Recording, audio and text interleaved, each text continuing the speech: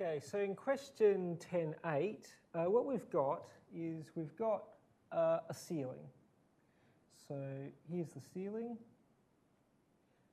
and dangling down from that ceiling is a rod, a uniform 1.4 kilogram rod. So here is let me draw the rod.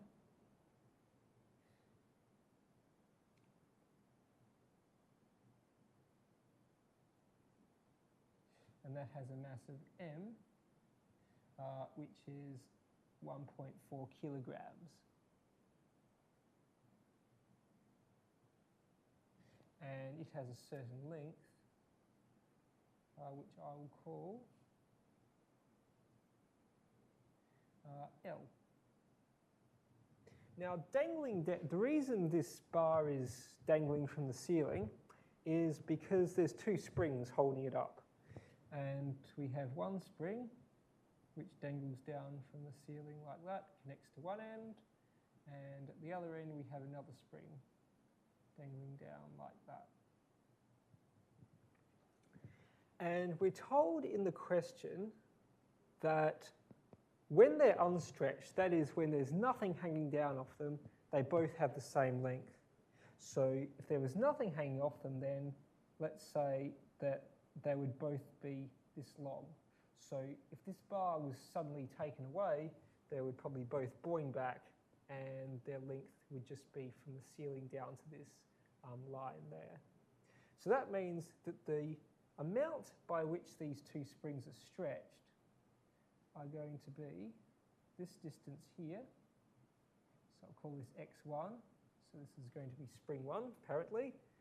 And I'll call this distance here x2. So these are the distances by which the two springs get stretched because of this bar dangling off them. And what we are asked to find out is what the angle is that the rod makes with the horizontal. That is, we're going to have to figure out what this angle is in here. So what else are we told? We're told that the rod is 0.75 meters long. And we're told the spring constant. So we're told that K1. Now, presumably, the spring with the smallest spring constant is going to be the one that stretches the furthest, because you have to put in more force to make it a spring constant with a higher spring constant stretch further. So here, I'm going to take K1 to be 33 newtons per meter, just because I've drawn that spring 1 is the one that's been stretched the furthest, and so the spring constant of the other one has got to be 59 newtons per meter.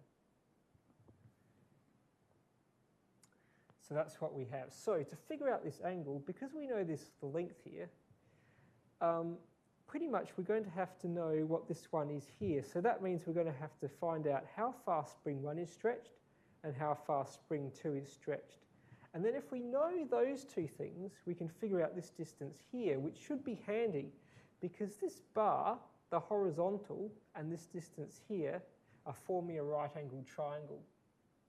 So if we knew what this distance was, it would be the opposite side of this right-angled triangle, and we know the length of the hypotenuse, so we could just use the sine function to figure out what this angle here has to be. Before we get there, we're going to have to figure out what these two distances here are that the spring is stretched by. So probably a good place to start would be to make note of the fact that the rod is dangling at rest. So it's not accelerating anywhere, which means that the net force acting on it has to be 0. So what are the forces acting on it so we can calculate the net force? Well, first of all, really all we want to think about is probably going to be the forces in the y direction. So if this is our coordinate system, because gravity is going to be acting vertically straight down, and the two springs are hanging straight down from the ceiling, which means they're both vertical, which means the forces that they're applying are also in the y direction. So let's think about the y components of these forces, because there are no x components. In this case, the force that spring 1 is applying is just going to be its spring constant times the amount by which it's stretched. So this would be force applied by spring 1.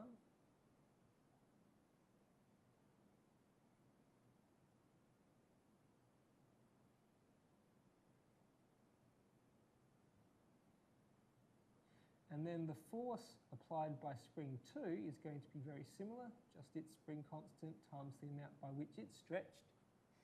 And then we also have the force due to gravity on this rod. And so that's really just going to be the mass of the rod, which we're told, times g.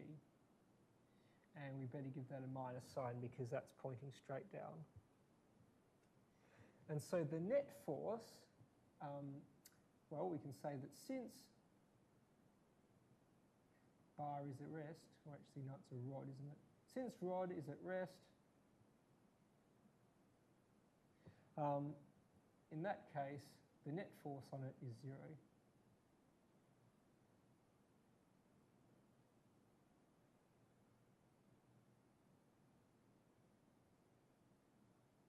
And in that case, we know then that the net force, which is just the sum of these three,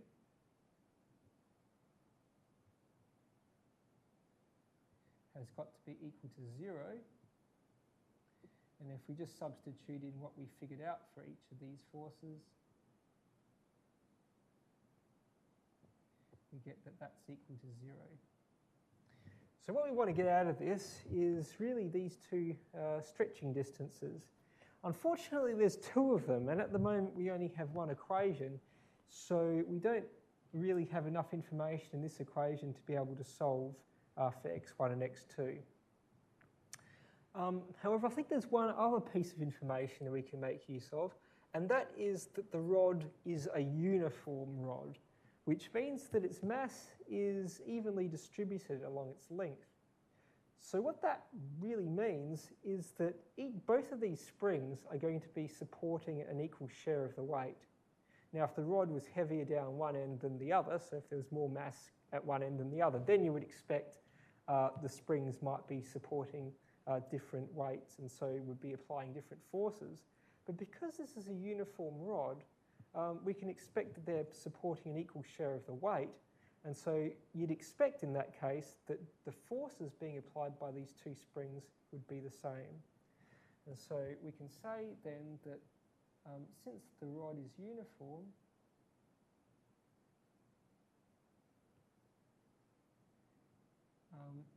both springs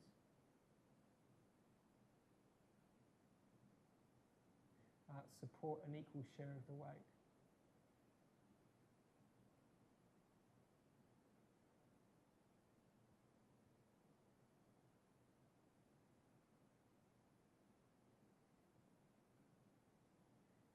In other words,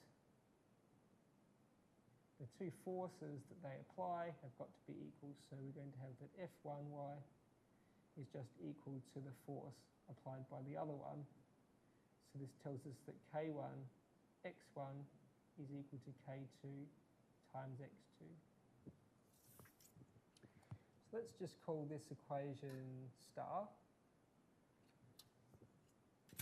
And if we now plug this fact into equation star, so you plug this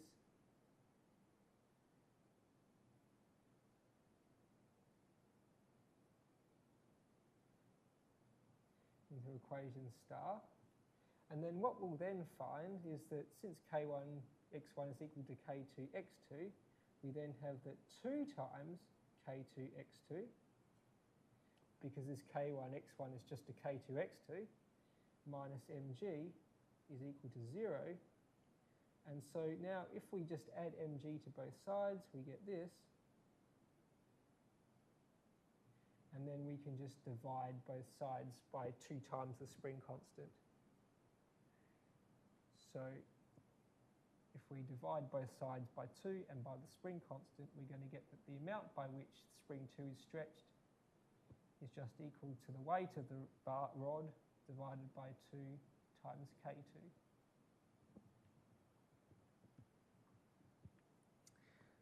So let's call this equation swirl.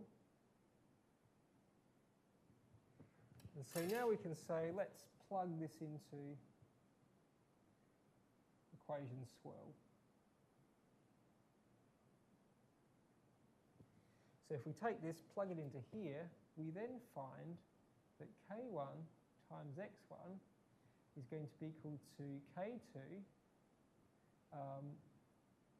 times mg divided by 2K2. Oh, and here we have K2 divided by K2, so we can get rid of that.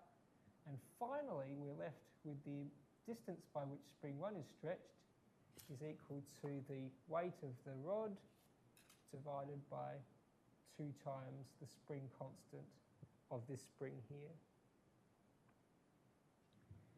So since we know the mass of the rod, and we know the spring constant of spring 2, and we know G, and we know the spring constant of spring 1, that means we can now calculate the amount by which spring 1 and spring 2 were stretched. So in that case then, let's have a look at this distance. So we're able to calculate this distance here then. So that means that sine of theta is going to be equal to the opposite side of this right-angled triangle, which is just this length, x1 minus x2, divided by the hypotenuse of the triangle, which is just going to be this distance L here. And now if we just plug in the two expressions for x1 and x2,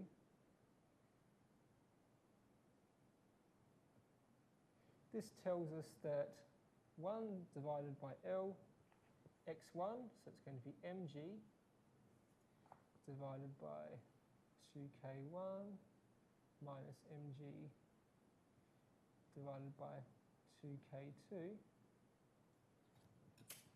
And now we have a common factor of mg divided by 2, so we can pull out this common factor of mg divided by 2, and we're going to have mg on 2L times 1 on K1 minus 1 on K2 is equal to the sine of this angle. And so to pull this angle out, all we need to do now is to act on both sides of this equation by the inverse sine function. And so if we inverse sine both sides, then the inverse sine will kill the sine here, and we'll just be left with theta is equal to inverse sine mg divided by 2L times 1 over K1 minus 1 over K2.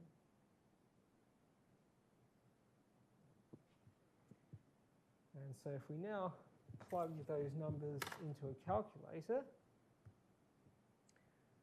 actually, perhaps we should just do it on Mathematica. That might be easier. So let me switch over to the computer. So this is question 10.8.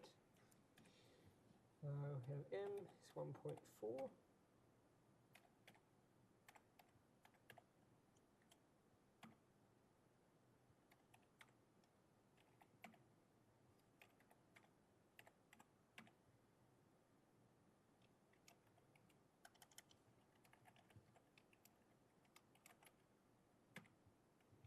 So on Mathematica, the inverse sine function is labelled by arcsine, or is rather called arcsine.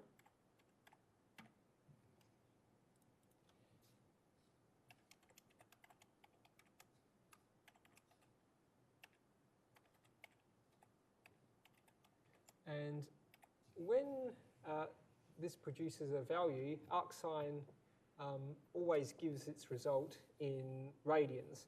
So to convert that result into degrees, we need to multiply its answer by 180 and divide off pi. And I get 7.02